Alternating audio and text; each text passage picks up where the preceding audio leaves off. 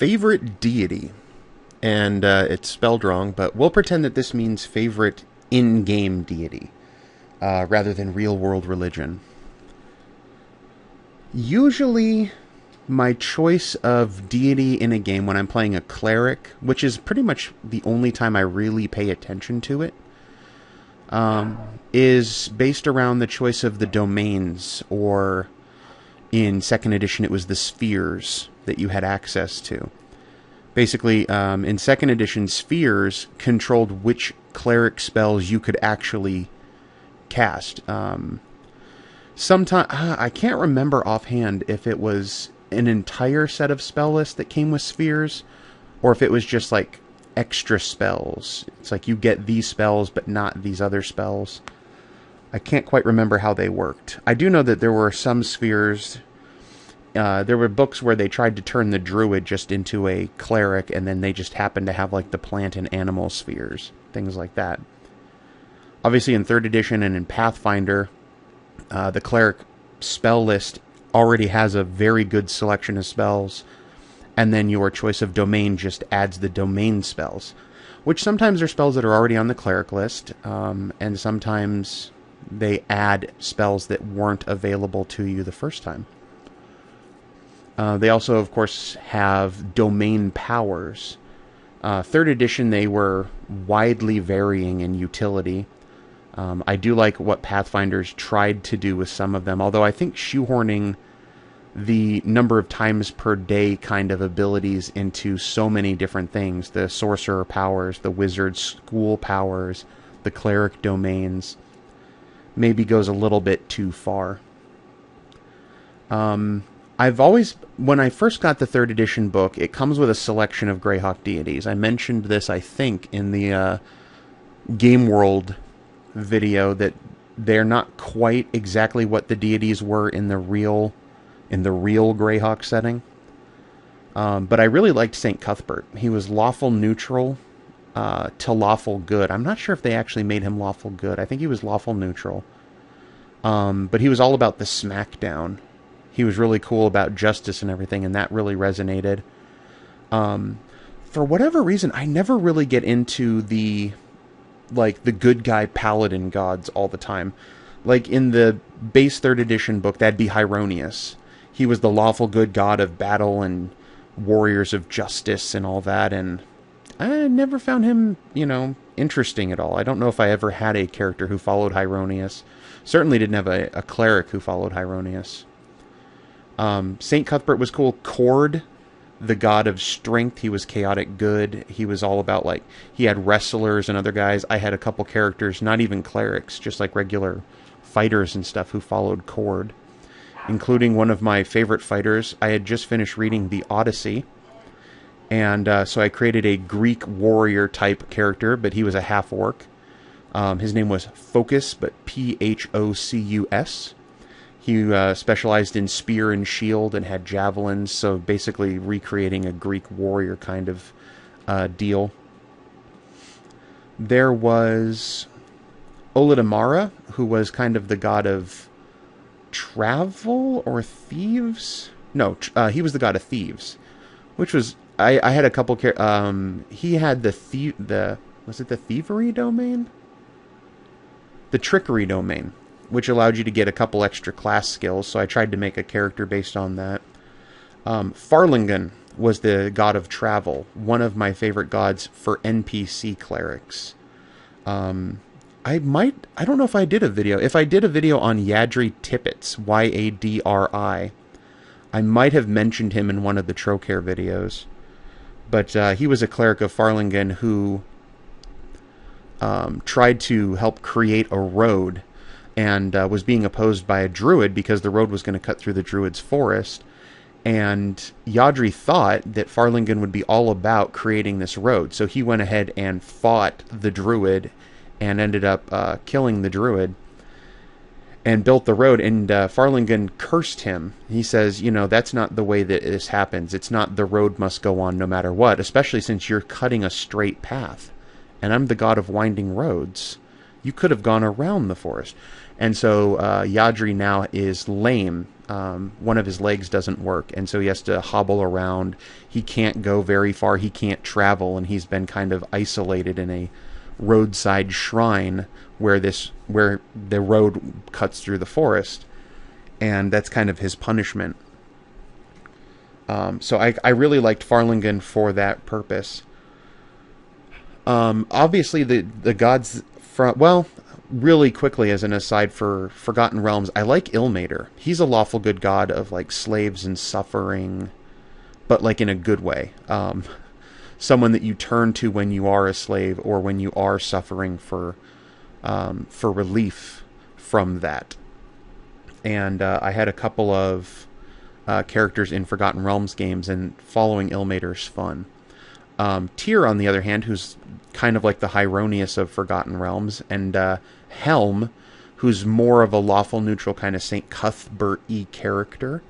And I think the Red Knight is also kind of mixed in there for Forgotten Realms, where there's these lawful neutral, lawful good kind of justice and honor people. Didn't quite get as into them. I don't know what it is. It's like I really like all of those aspects, but I never really like the deities that they put to them. When it comes to some of the evil deities, there was was it Nerul? Yeah, Nerul from the Greyhawk in the book, known as the Reaper, kind of a god of death and pain and suffering. And I actually played an evil cleric in a game. Everybody was an evil character, and I really liked playing that character and developing the backstory for him, because he turned into one of the main villains in my campaign world. His name is Groder. He's very heavily based on Gabera from Record of Lodos War, Chronicles of a Heroic Knight. Wait, was it Chronicles of the Heroic Knight where Gabera was in? No, he was in the regular Record of Lodos War, the OVAs. Gabera was the evil priest, but I didn't like the name Gabera. There was another evil character in Record of Lodos War named Groder, and I liked his name better, so I took it for my evil cleric. Who was the Shar? I played a couple characters based on Shar, because there was some shadow magic rules in the Forgotten Realms campaign setting, and Shar was the goddess in charge of that. So there's the Weave, and then there's Shar's, like, anti-weave of shadow magic, and they interact with each other in unusual ways. Bakub was the Greyhawk god of magic, who I liked a little bit better than, I forget the name of the Bakub version in Forgotten Realms. Forgotten Realms and Greyhawk are the two published campaign settings where I know the gods the most. Ogma was a Forgotten Realms god of kind of like invention and knowledge and kind of cities in a way. I played a couple characters based on him because you got Scribe Scroll for free.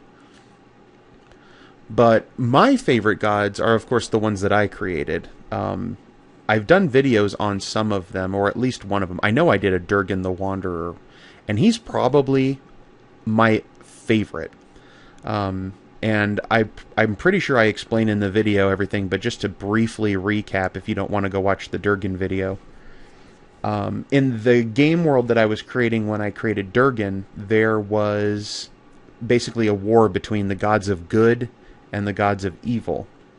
No, I take that back. That's incredibly wrong. I did not sleep well last night, so I'm very tired. The gods of law and the gods of chaos. The gods of law, there's a certain number of them, and the gods of chaos are innumerable because they're chaotic. They're constantly spawning and dying off. And there was a war between the two at one point, and Derrgan, who was ostensibly a god of law, decided he was going to sit it out. He didn't want to fight in the war between the gods. And the gods of law ended up winning, and as punishment for his traitorous lack of involvement in the war, Derrgan was cursed to walk the earth. So he's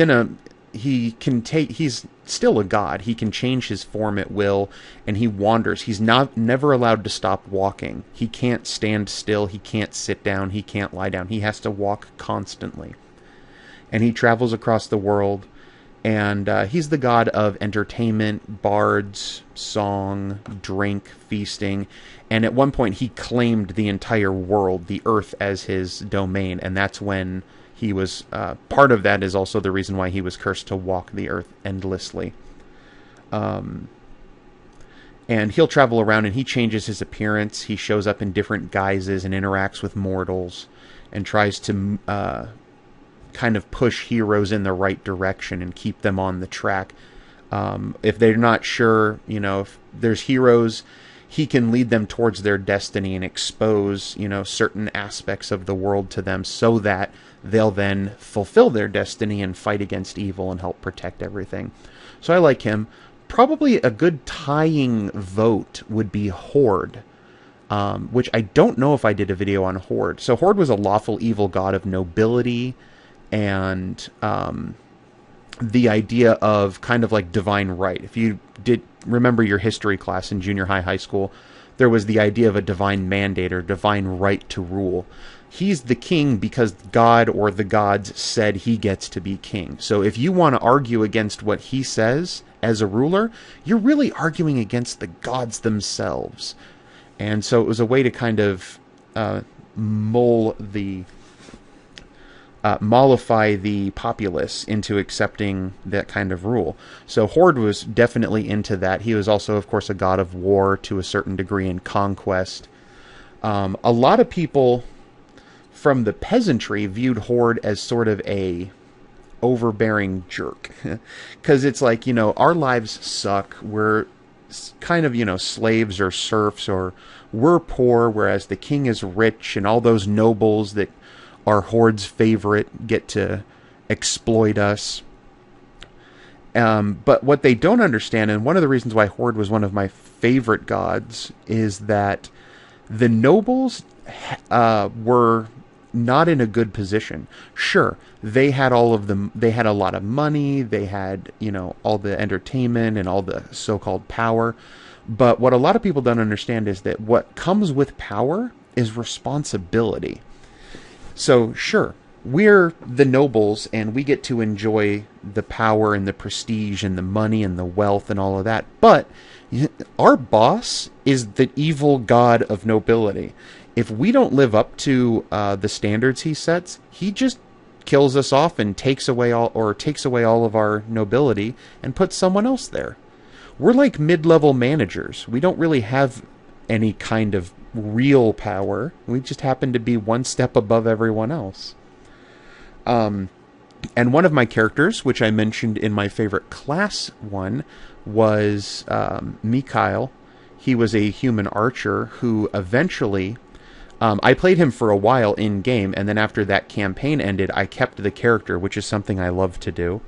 And he ended up becoming the Black Duke. So, to get to that point...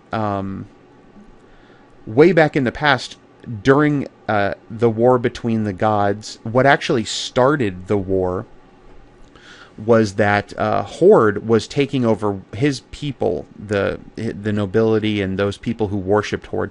You don't have to be a worshipper of Horde to be a noble. There are other nobles who don't necessarily. You have to pay him lip service because he is the god of nobility, and that's something that he's in charge of. But anyway, Horde, with his philosophy and ideology and his followers, had basically claimed too large of an area of the earth back from the wilds.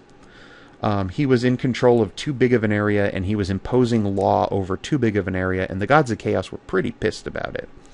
So they ganged up on him and killed him, and Horde, a god, died. Now, he was a god of law. Gods of law didn't die, and Horde died. He's dead. So the rest of the gods of law got together to fight back against the gods of chaos. And that's when Derrgan sat out. So, Horde is dead. The world goes on. And then Mikhail, adventuring, this is something that happened as a character. He actually found a crown made out of black iron with a big fire opal, which was Horde's sign. And in that fire opal, there was the pattern of a fist, a clenched fist, which was Horde's holy symbol. And when he wore the crown, he could actually hear this voice in his head telling him what to do and trying to, kind of influence his actions and lead him into certain things. And it turned out that it was actually Horde from the dead leading him on these adventures to resurrect Horde.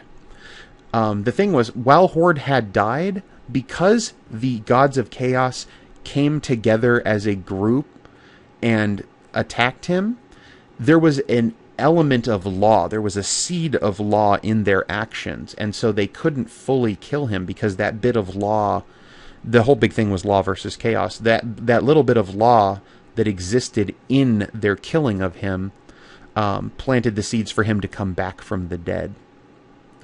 So this is centuries later. Mikhail finds this crown, ends up resurrecting the kingdom that Horde once ruled over. And in order to do it, and in order to safeguard it, Mikhail did not call himself the king. He called himself a duke, which is a step below the king, and said, no, the king of this land is Horde. And that's when Horde came back to life, because he's the god of nobility, and there was that seed of law in his death. And so now, he's been declared the king, the law has been reestablished over the land he lost, and he actually comes back from the dead. But he's undead as a god. He's not back to life like resurrected to life. He's back from the dead like he's undead. And from there, now none of this part was happening in the actual campaign I played. The seeds were there, but this is story time from the campaign world. Mikhail has this reputation as the Black Duke. He resurrected the god of, this lawful evil god of nobility from centuries ago. And he has a reputation throughout the rest of the world as being this evil guy. The Black Dukey, the Black Duchy that he's in charge of, it's viewed as like this evil country. So like if you think of, from Pathfinder, I think it's called Chelax or Chiliax or whatever, that they're the evil people. They literally summon demons and everything. That's what they do. That's what people think goes on in the Black Duchy. The Black Duchy is basically just your average Eastern European city-state. But there's this constant struggle because Horde, yeah, he's been resurrected. Yeah, it's been centuries. He's very eager to conquer the rest of the world now. And he's also undead, so there's this weirdness going on with his brain, and he wants to raise an undead army since they're perfectly lawful, and they'll do everything, and they never have to rest. They're better than, those silly human serfs and slaves with their weaknesses. And Mikhail is constantly warring against Horde and trying to lead him into less destructive and evil things, and is safeguarding his people.